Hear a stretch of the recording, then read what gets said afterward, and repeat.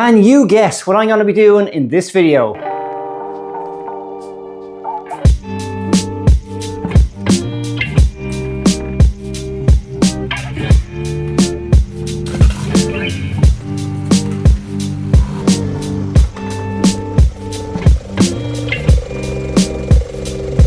I will be installing a throttle controller, but it isn't just a throttle controller, it is cruise control for the Alto.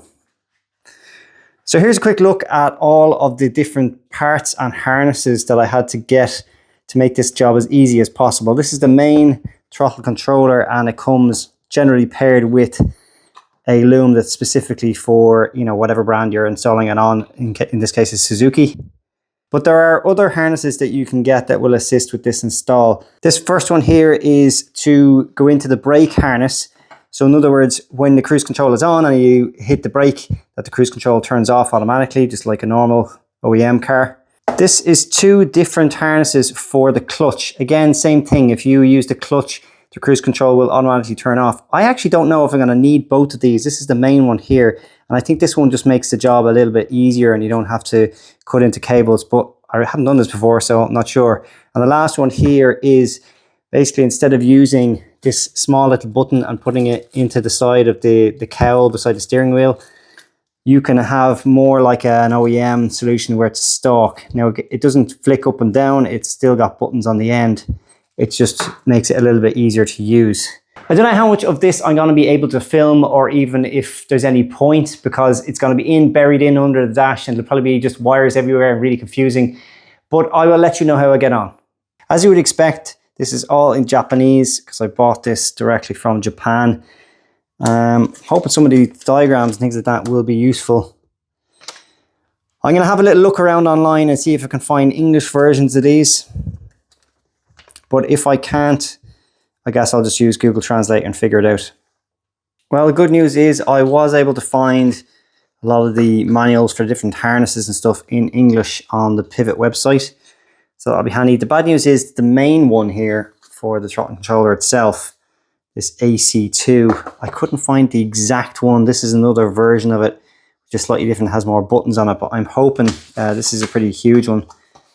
I'm hoping that, you know, there'll be a lot of crossover in that and it should be useful. So what this little throttle controller does is not just the cruise control, but it also can change the sensitivity of your accelerator pedal. I don't think I'll be using that because it's quite a little responsive setup already. But generally people mount these somewhere like here, where they can see the settings, doesn't interfere too much with the speedo. But I think that this would be a much better solution here. So as I mentioned in my intro video, this little kind of cubby, it's fairly deep. It doesn't really fit my phone, it's too long. Phones have gotten too big nowadays, I suppose. I don't really know what you're meant to use that for, but I think this will be a perfect little spot here. So slots just in there. Cables I'll have to drill a little small hole at the back of it, feed the cables out the other side of the dash, and it should be quite a nice little install. It's about the perfect depth for that as well. So this is what I love about working on simple K cars. I just gave this a little tug, this panel, to see if I could get into the back to make this wiring, and it just held on with clips. And there's one little cable there for the HVAC system. But I've always wanted to do something with this little cubby here. So I don't know, I guess I can see now you can just clip it out. There's only one screw holding it in. I could get creative with that down the line. But now I can get access to feed all the cables from the back here. I can see now that there's nothing in behind there that I'm going to drill through and damage any cables or anything like that. Happy days. The bottom half of the steering wheel cowl is off just with one screw. Again, very handy. And now that I've pulled this off, it'll allow me to do a couple of things. Number one, I'll have to drill a hole here at this mark. I've decided to put it on the left side so that I don't knock on the stalk as I'm getting in and out of the car, and have it on this side instead. A lot of cruise controls are on the left side as well, but I suppose it doesn't really matter, it's just personal preference. And the second thing is, this will now give me access to all of the various looms and things that I'll need to tap into for the brake, for the clutch and all that. So let's make it a lot easier. I've pushed some of the wires through for this, so as you can see,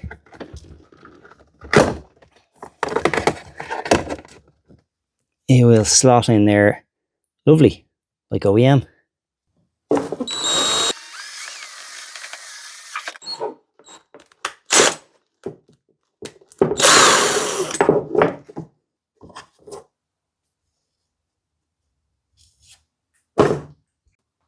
So it has these kind of concentric plastic washers that go on either side, so you can basically tilt it kind of either towards you or down or up. There's a lot of flexibility there, and a kind of lock washer and a few things that you tighten it on with. And it's actually on there really, really rigid now.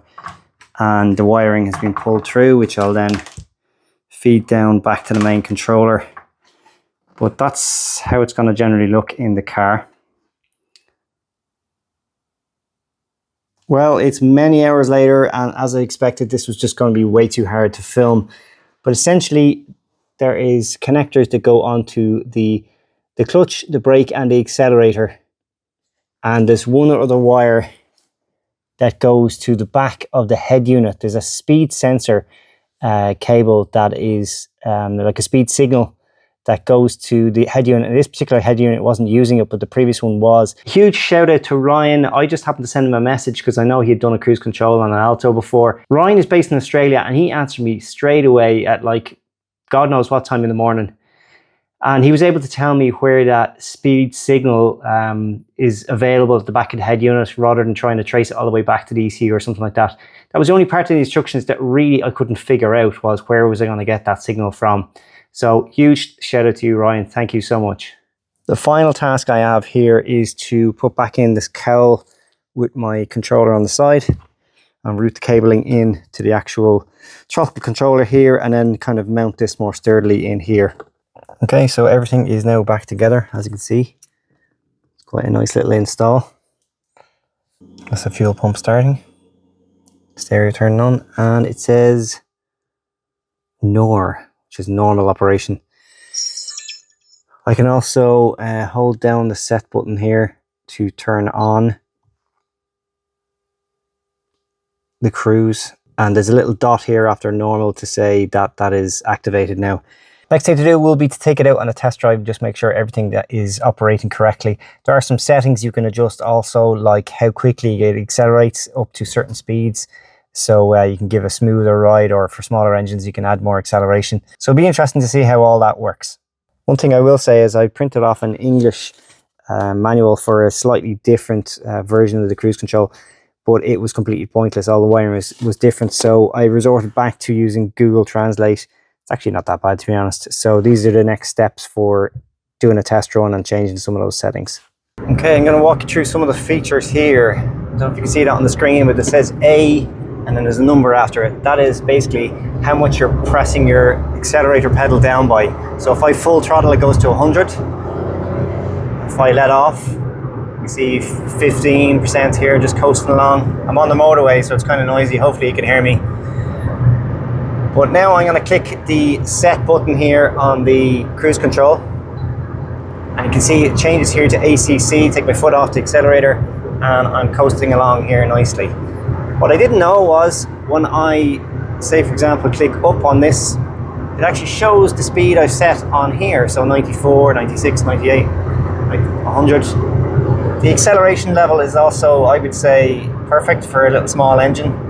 It doesn't pull too abruptly like it does in some cars. It's not pulsing on and off. It's kind of maintaining the speed fairly well.